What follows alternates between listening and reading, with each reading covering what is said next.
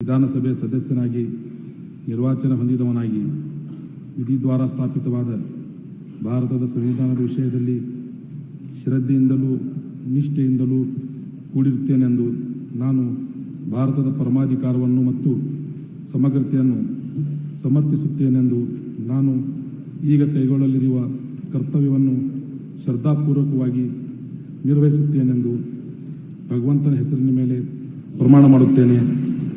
ಸತ್ಯ ನಿಷ್ಠೆಯಿಂದ ಪ್ರತಿಜ್ಞೆ ಮಾಡುತ್ತೇನೆ. ನನ್ನ ಪೂಜ್ಯ ತಂದೆ ತಾಯಿ ಹಾಗೂ ಭಾರತದ ಸಂವಿಧಾನದ ಮೇಲೆ ಪ್ರಮಾಣ ಮಾಡುತ್ತೇನೆ.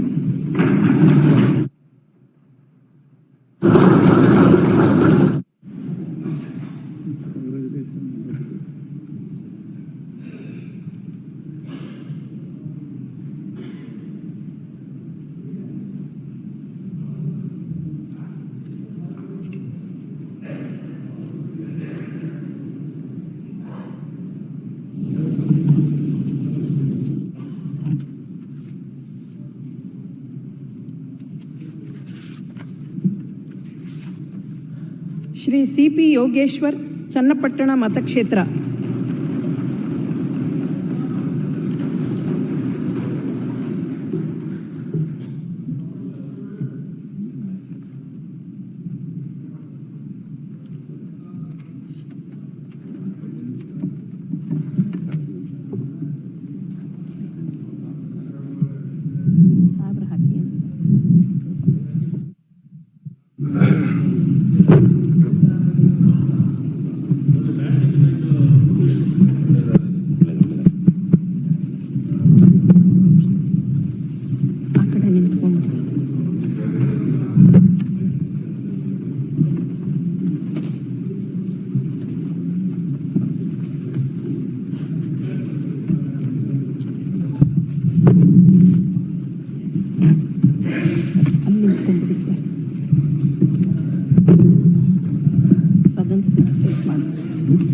ಸದನದ ಕಡೆ ಫೇಸ್ ಮಾಡಿ ಮಾಡಿ.